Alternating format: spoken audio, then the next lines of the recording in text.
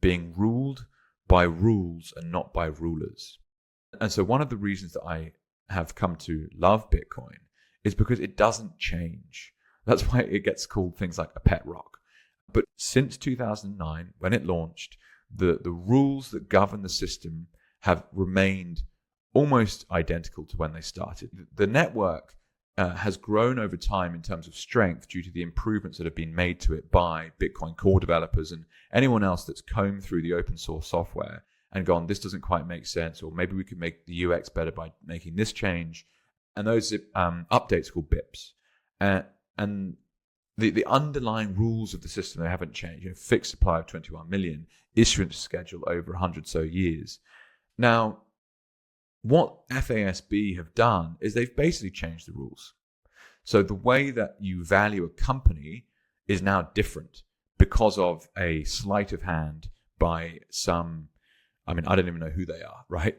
And it's interesting because it highlights very, very well how excellent Bitcoin is at what it says it is, which is a monetary network. And it's very, very useful for measuring value. Really what this highlights is like, okay, how far is it from here to my next door neighbor? Well, it's a number of meters. Does a meter change over time? No, this is a commonly agreed distance that we measure things with. Now, measuring value using dollars, well, hang on, what if the value of the dollar itself is changing? Well, you're suddenly using a measuring stick that is like, is it a meter and 10% this year? Or is it a meter and 6% this year? Or maybe you're somewhere that's hyperinflating and it's actually 2 meters is now the equivalent to a year ago.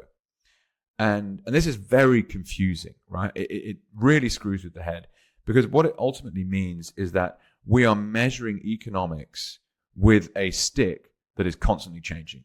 And how can you make efficient economic decisions if the measuring stick is all over the chip shop?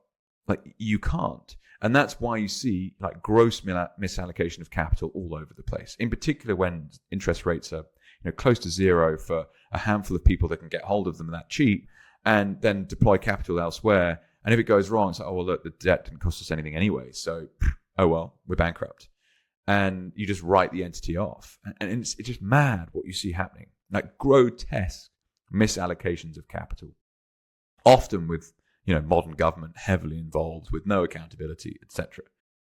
But it's like, okay, so if Bitcoin is a system where the rules don't change, yes, people say, oh my God, it's so volatile. But like, hello, people are volatile.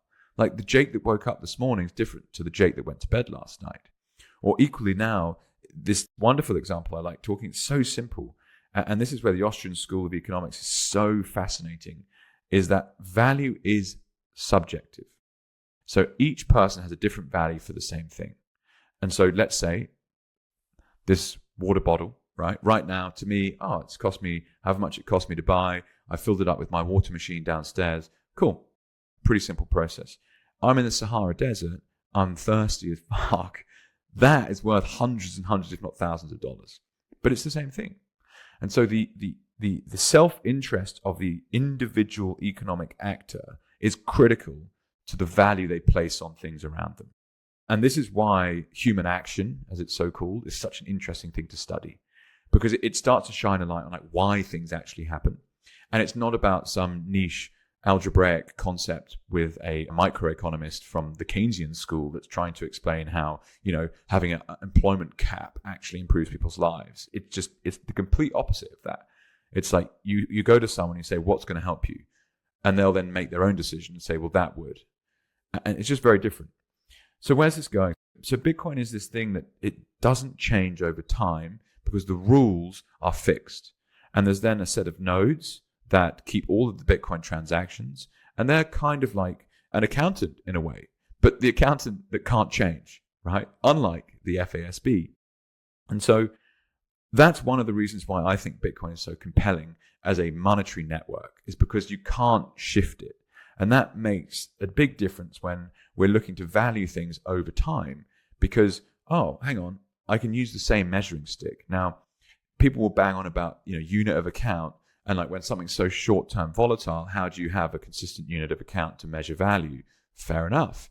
well, that's why I think the stablecoin market has proved to be so successful, is because people still really want that, right? They don't want their money to potentially chop in half in 6 months' time. Fair enough. But what if the volatility of Bitcoin is actually a fairer reflection of human behavior?